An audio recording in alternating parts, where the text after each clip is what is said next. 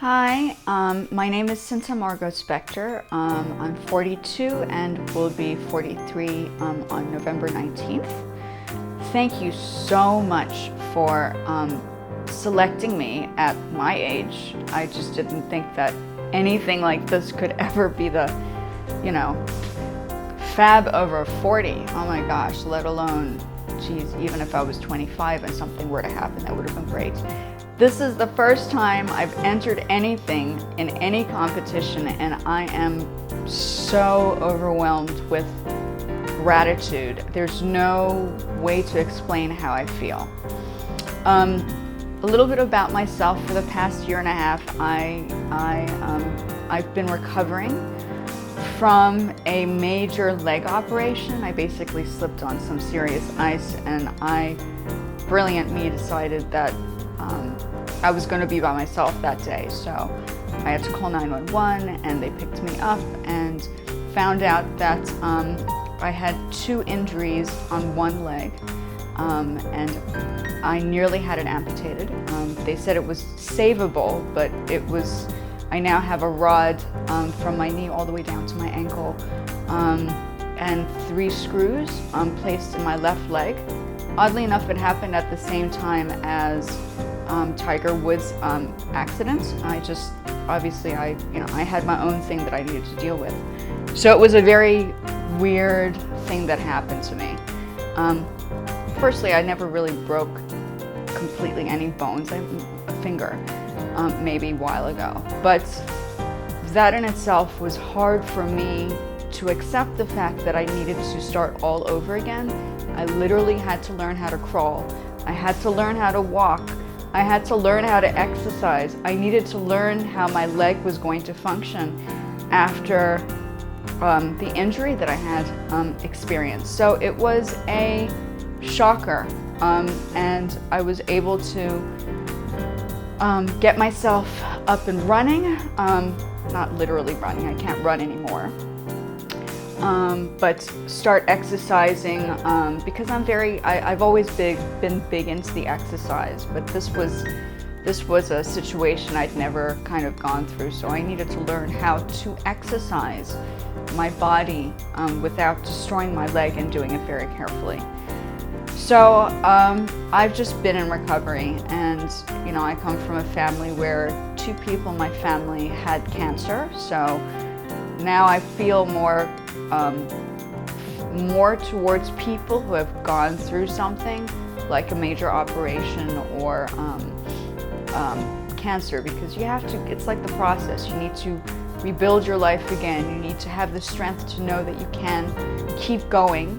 Don't ever give up, and focus on you at this time in the present and make it work. I've been without a job since COVID hit. I lost my job during the time of when it just started. I was teaching music at the time. Thank God I had a company I registered a year back called Nomadixx, based off a show that I had done, oddly enough, in South Africa. I'm half South African, half American. A little bit of a South African accent, I'm sure you can hear that. And yeah, I'm just grateful that I'm standing. I mean, even standing for me is just like, whoa, this is like unbelievable. But I've kept going. So going back to the whole thing of what I do, I made this top. Okay, not the belts. The belts I didn't make, but this is an Issey Miyake. I love Issey Miyake. Condolences to everybody that might have known him. I loved the designer. He was phenomenal. So this is just a reminder of what he was recognized for. It was just my little experiment with the pleats. So I'm very big into Issey Miyake. I lived in Japan for about 9 years. And yeah, so I do a bit of fashion. I did my own hair. I'm my own little stylist. I don't really trust people with my hair because my hair is my hair. It's my sculpture, it's my art. So there's that, and then there's my clothing. I'm not going to show you the scars on my leg because I think that's not necessary. I mean, I think if anybody really wants to see it, I'll take photographs, or I'll show you the photographs of my journey through recovery. Anyway, so I lost the job. Thank God for Poshmark, because I've been working on Poshmark to sell stock and stuff and pieces that I've made and art that I do. So I paint and I draw and I sketch. And I also have 3 students left privately for music. So I teach them on a regular basis on the weekends. 2 online, 1 in person. And it's helped me keep going, but unable to find a job in the field that I'm in, which happens to be the arts, is not so easy. I'm trying everything. It's basically I'm hitting a brick wall, and I keep knocking myself in the wrong direction. And so if I were to win, or if I were to follow through, or if people like me enough, the money, if I do ever get to the final stage and I do happen to win something, whatever it is, that financial backing would be used for the company that I started, dealing with the arts and the music and the fashion, and I'd hire people to develop sections of it.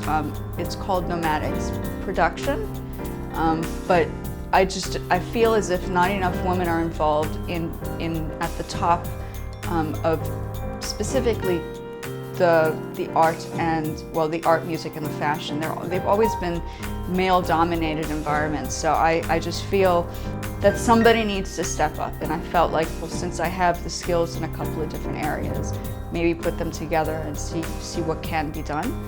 I'd studied my master's in fine arts in South Africa. I had done my bachelor's in fine arts in the United States in Washington, D.C. at the University Corcoran College of Art and Design, which is now part of